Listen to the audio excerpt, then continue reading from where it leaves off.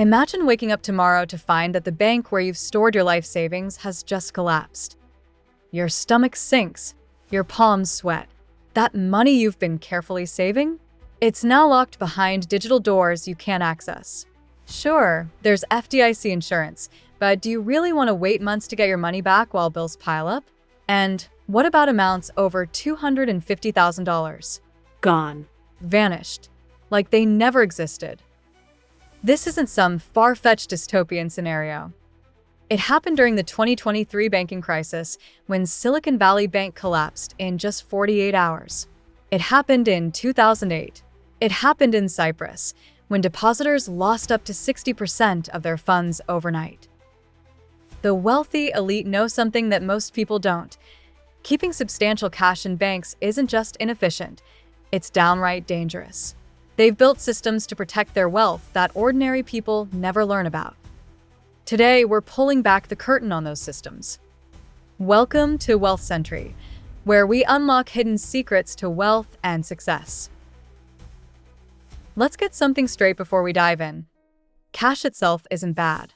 Having liquidity for emergencies and opportunities is essential. But parking all your wealth in cash, especially in traditional banks, is a strategy that's costing you more than you realize. Why, you ask? Because while you sleep, three invisible enemies are eating away at your bank balance: inflation, opportunity cost, and systemic risk. When the wealthy look at cash, they see it differently. They understand that cash is like ice in your hand. It's constantly melting away. And they've built sophisticated systems to ensure their wealth remains protected and growing. Today, I'm going to share with you 7 assets that the ultra-wealthy use to protect their fortune. Assets that are not only safer than cash, but can actually grow your wealth while you sleep. Asset number 1. Physical gold and silver. Gold has been a store of value for over 5,000 years. No currency, not a single one, has survived that long. The US dollar in its current form isn't even 100 years old. But here's what the elite don't tell you about gold. It's not just about owning some gold coins or jewelry. The way you own gold matters immensely.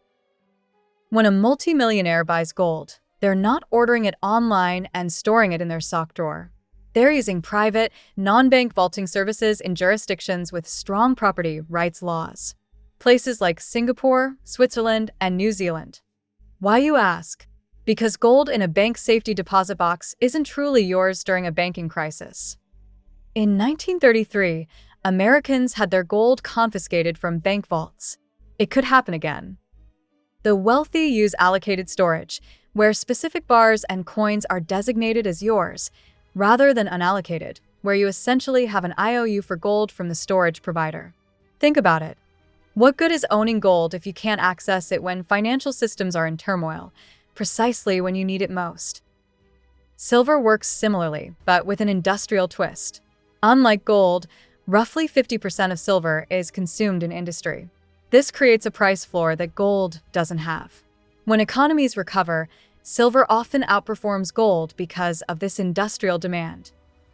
Some families with old money keep 10 to 15% of their wealth in physical precious metals, not because they're doomsday preppers, but because they think in terms of centuries, not quarters. Ask yourself, if your great-grandparents had put some of their wealth in gold instead of the currency of their time, how much better off would your family be today? Asset number 2, strategic real estate. You've heard real estate is a good investment 1,000 times. But that's surface-level advice that misses the nuance of how the truly wealthy approach property. The wealthy don't just buy real estate, they buy strategic real estate that serves multiple purposes: wealth preservation, income generation, and practical utility. Here's the insider approach. They focus on cash-flowing properties in jurisdictions with strong property rights, favorable tax treatment, and, this is key, geographic diversification. A banking crisis or currency collapse in one country doesn't affect property values in another. Political instability in one region doesn't impact your cash flow from properties elsewhere. But there's a deeper level most people miss. The wealthy often own real estate through complex legal structures that provide asset protection.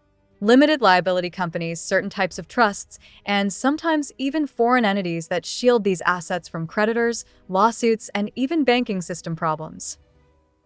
When a bank fails, your property doesn't disappear. The deed still exists. The building still stands. The rent checks still come in, possibly in a different currency that isn't affected by your home country's financial troubles. Think about it this way. If tomorrow all the digital records in banks were compromised, what would you still tangibly own? Your real estate would still be there, generating income. The wealthy know this, which is why old money families often have properties scattered across multiple countries, not just for vacation homes, but as a deliberate wealth preservation strategy that's been working for generations. Asset number 3, dividend-paying stocks in essential industries.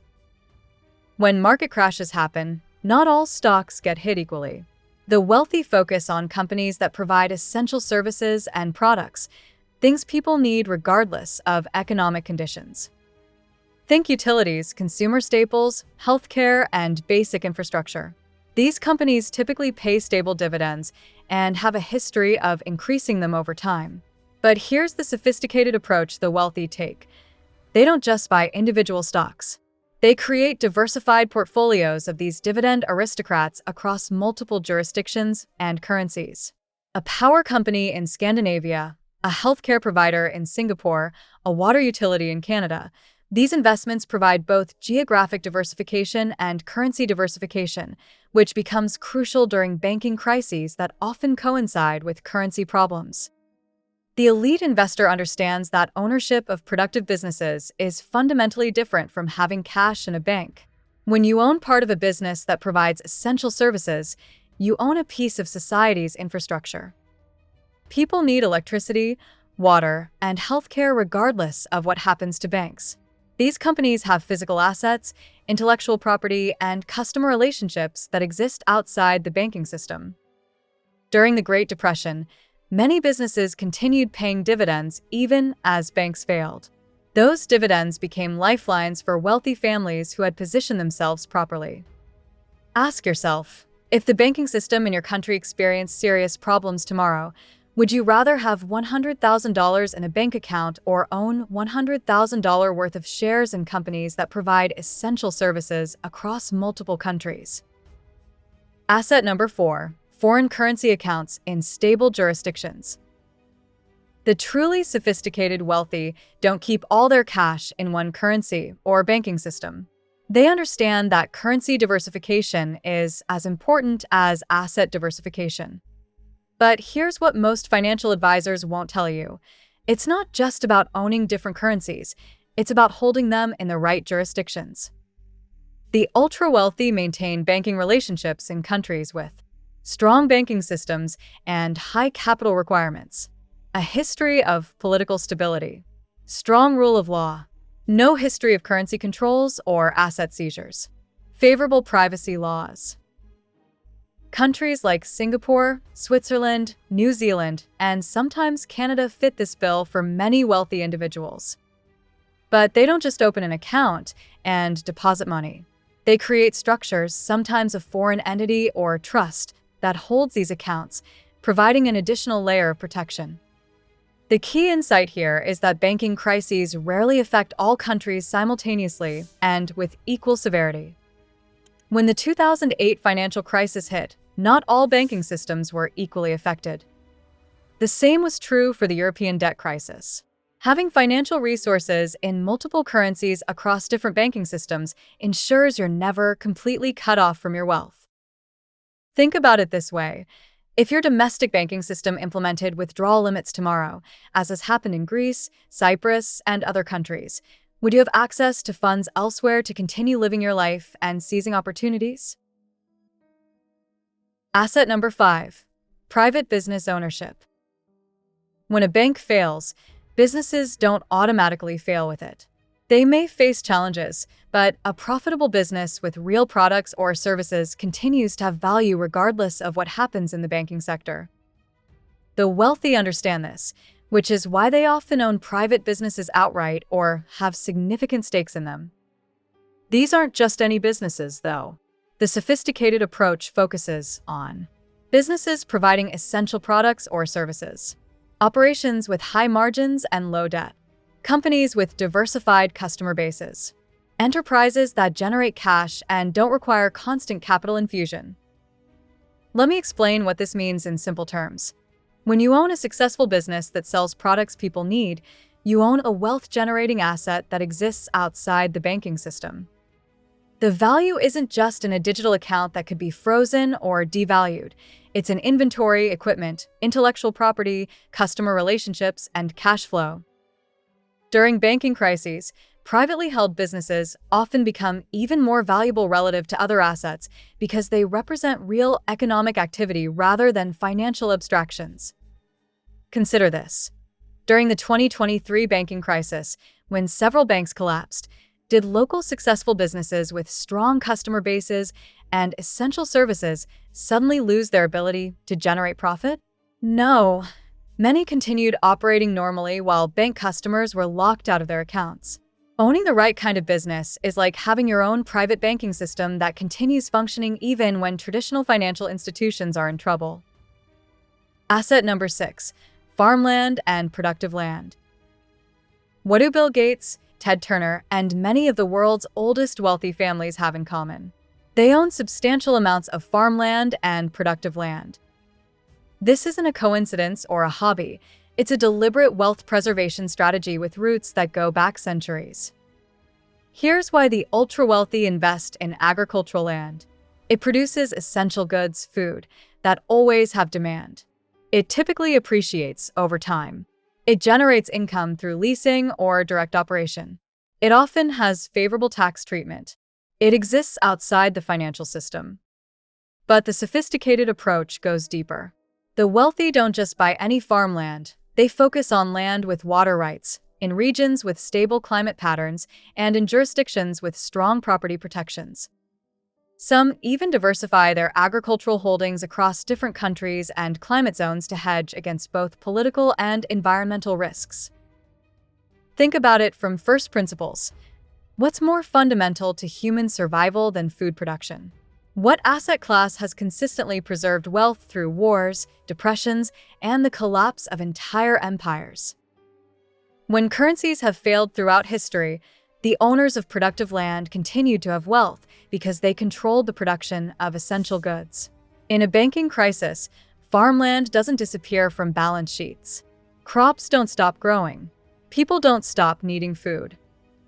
Ask yourself, if there were serious problems with the banking system in your country, would owning 100 acres of productive farmland be a liability or an asset? Asset number 7, personal skills and network. This might surprise you on a list of assets safer than cash, but the wealthy understand something profound. The ultimate asset isn't something you own, it's something you are. Your skills, knowledge, relationships, and reputation can never be frozen in a bank account, devalued by inflation, or seized by authorities. The ultra-wealthy invest heavily in developing rare and valuable skills, building powerful networks of relationships, acquiring specialized knowledge, maintaining their health and cognitive abilities. These personal assets become particularly valuable during financial crises when traditional assets may be compromised or inaccessible. Consider this historical pattern. During the most severe financial crises, from the Great Depression to the collapse of the Soviet Union to the 2008 financial crisis, who recovered fastest? Often it was those with strong skills, knowledge, and networks. A surgeon still has value during a banking crisis. A person who knows how to build or fix critical infrastructure still has value. Someone with a network of trusted relationships across different industries and countries still has options. One billionaire I know puts it this way: I could lose all my money tomorrow, and within 5 years, I'd be wealthy again because of what I know and who I know. This isn't just feel-good advice, it's a concrete wealth preservation strategy. The wealthy deliberately cultivate skills, knowledge, and relationships that remain valuable regardless of what happens in financial markets. Ask yourself, if your bank account were suddenly inaccessible, what skills, knowledge, or relationships could you leverage to continue generating income and rebuilding your wealth? Bringing it all together, the sophisticated approach. Notice something important about these 7 assets? They're not exotic financial instruments or complex derivatives. They're tangible, understandable assets that have preserved wealth for centuries. The truly sophisticated approach isn't about finding the newest, flashiest investment. It's about applying time-tested principles with discipline and nuance. The ultra-wealthy typically maintain a balance across these assets, adjusting based on economic conditions, but never abandoning the core strategy of owning real assets outside the traditional banking system. They understand that true wealth isn't about having the highest number in a bank account, it's about having resources that generate income regardless of economic conditions, preserve purchasing power over decades, remain accessible during financial crises, provide optionality in an uncertain world. Think about how different this approach is from what most financial advisors tell the average person. Most conventional financial advice assumes stable banking systems, functioning markets, and currency stability, all assumptions that have been repeatedly proven false throughout history. The wealthy plan for stability while preparing for instability. They hope for the best while positioning their assets for the worst. Here's something the ultra-wealthy do that almost no one talks about. They regularly conduct personal financial fire drills. Once a year, they sit down and ask, if I couldn't access my primary bank accounts for 30 days, how would I pay for necessities? If I needed to liquidate assets quickly, which ones could I sell without catastrophic losses? If I needed to move to another country quickly, what resources would I have available there? This isn't paranoia. It's prudent planning that forces them to identify and address vulnerabilities in their wealth strategy before problems arise. When was the last time you ran this kind of financial fire drill for yourself? Have you diversified your wealth beyond the digital numbers in your bank account? Let me leave you with something to think about. The banking system as we know it today is barely 100 years old. The dominance of purely digital wealth is even younger. But the principles behind the 7 assets we've discussed have preserved wealth for centuries, even millennia. Ask yourself, are you positioning your wealth based on what's worked for decades, or what's worked for centuries? Which of the 7 assets we discussed today could you start incorporating into your wealth preservation strategy this month? Let me know in the comments which of these assets you already own or plan to acquire first. If you found value in these wealth strategies the elite use but rarely discuss, make sure to like, subscribe, and turn on the notification bell to Wealth Sentry for more insights that could transform your financial future. Remember, in a world of uncertainty, the surest path to wealth preservation isn't chasing returns. It's owning assets that remain valuable regardless of what happens in the financial system. Until next time, keep building real wealth that lasts.